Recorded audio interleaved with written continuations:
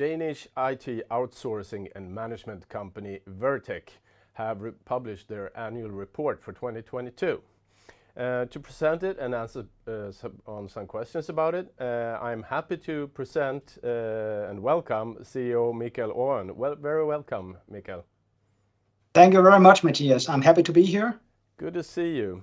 I will soon hand over to you for a brief presentation followed by a Q&A. But first, what is your overall impression of your performance in 2022? Well, 2022 was a year with a lot of uncertainty in the world. It was also a year where we had significant investments in the company. So I'm actually happy to be able to present record results for the company today. Yeah, thank you, Michael. Then I will hand it over to you for a brief presentation and I'll see you soon. Thank you very much. So if we look at the financial highlights for Wirtek in 2022, then we could present 65.7 million Danish kroner in revenue, which is a growth of 45%. And our EBITDA last year was 7.5 million Danish kroner, which is a growth of 20%. And the margin for the year was 11.4%. If we look a little bit about the historical performance of Wirtek, then you can see on the right side here a graph that shows the growth of the company during the past 5 years. And as it's quite evident there has been growth in both revenue and EBITDA for all those years. But it's especially clear that from 20 and forward, the growth has really accelerated. And that's primarily due to the fact that in beginning of 2021, we launched our new Accelerate 25 strategy that we then updated last year to Accelerate 25 Excel, where we put acceleration in our growth through acquisitions as well as organic growth. So we're very proud at how we have been able to actually scale both revenue and EBITDA in the company during the last 2 years, especially. If we look at the outlook for 2023, then this year we expect a revenue between 73 million and 78 million Danish kroner, which is an organic growth between 11% and 19%. And if we look at EBITDA expectations for the year, then we expect between 6 million Danish kroner and 9 million Danish kroner, which is a growth of between -20% and +27%. So we've chosen this year to have a little wider interval because this great uncertainty in the world kind of continues. And of course, we want to be safe in our predictions for the year. So these are the numbers. So back to you, Matthias. Yeah, the uncertainty in the world is difficult to handle and makes it very difficult to forecast. But if we look at 2022 then, what is your key driver for the growth of 45% in 2022? Well, you know, one thing, of course, is that we did an acquisition already back in the middle of 2021.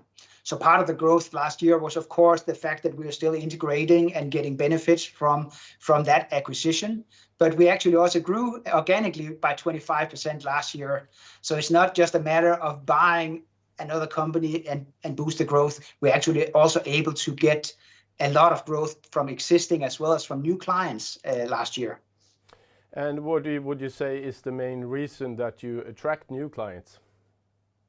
Well, one thing, we actually came out with an announcement in March last year where we got a new big client that actually had led us to also have to increase the expectations for the year. And this client had actually been out and looked at a lot of other competitors to us to find the best partner for them. And the fact that we already, it's in the energy sector, and the fact that we already have a very, very strong knowledge base inside of the energy sector was the main decision point for them to actually make a choice to go with us. And that has contributed very nicely to our growth last year. And we also had have some very nice clients in existing clients that also grew quite significantly last year, both in Denmark as well as internationally. So yes, we also actually able to build our own business quite nicely up, although there is a lot of uncertainty in the world, because there's still a lot of need for digitalization around the world. And we are also actually taking our own medicine. And we actually embarked at the beginning of last year on a big business transformation, where we both did a reorganization of the company that went live here in January this year, going from before 2 business units to now having 5 business units that are actually driven by the domains of our clients. As you can see with this new client last year, the fact that we actually know something about the business of our clients is really, really valuable for potential new clients as well. And we are also implementing new digitalization in the company, new ERP system, where we went live with the first part of that ERP system beginning of this year, and we are continuing the implementation of this also in 2023. Okay, thank you. And there you answered my next question regarding the new units. But could you elaborate a bit more on the reasons to the new units, and what do you expect to achieve with them during the year? Well, if we look at our growth during the past couple of years, we actually went from about 100 people in the end of 2020 to about almost 200 people end of 2022. So we need to make sure we have a service delivery organization that's actually able to grow with the people.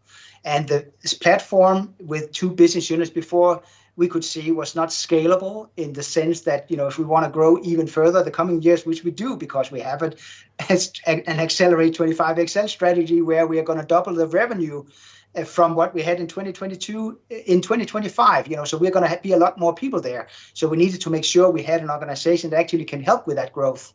We also want to have a way to actually add more value to our clients as well. The fact that we want to make it very visible for them that we actually know what they are doing in their business there, which is very valuable, also going to help us with that organic growth as well. Okay. And can you tell us some more about this inflation package that you implemented in Q4? Is it price increase, or what was it? Well, inflation, I'm sure in Sweden and Denmark, pretty high last year, and although it's maybe getting a little better in the beginning of this year, it's still quite high. But if you go to Romania, where we have our service delivery organization, inflation was up and top 16% last year. So for us, it's really, really important that we accommodate our colleagues, making sure that they get through this very tough situation, because we're in for this for the long run. So we would rather invest in our people and make sure that they get through this inflation time there, and then they stay with us in the long run as well, since we need to continue this growth journey. So what we did was actually going in and looking at, for instance, at the benefits packages there, vastly increasing the part of the benefits package that actually helps them through their day-to-day life, like going out and buying groceries and things like this. We also made special adjustments to salaries in order to accommodate for this special situation here. Thank you. Despite the market situation, you're aiming for an organic growth between 11 and 19% in 2023. How certain are you that you can achieve these goals? Well, we came out with a projection in February this year. Nothing has changed, that projection for us. So, of course, we expect to be within that interval this year. And as part of our strategy, we are actually promising double-digit organic growth every year. So we are, that's the aim, is to continue on that promise as we move forward. All right. You also appointed a new COO earlier. What can you tell us about the person behind this role? Well, we actually started that process some months back here, and now we actually made that final decision on appointing the new COO. And that new COO is actually Flavio Sapka, who is actually one of the owners of the business we bought in 2021. He has vast experience in running a business and built a business in over some years from nothing to more than 50 people at the time of the acquisition. So he has a vast knowledge about all parts of the business, the holistic view of the business. So we are quite confident that he's going to come in and really help us on the operational side of the business. All right, that was all my questions to you, Michael, for the day. Thank you so much for taking your time. You're welcome. Thank you very much for having me. Thank you. And thank you that have been watching. Please join us again next time. Welcome.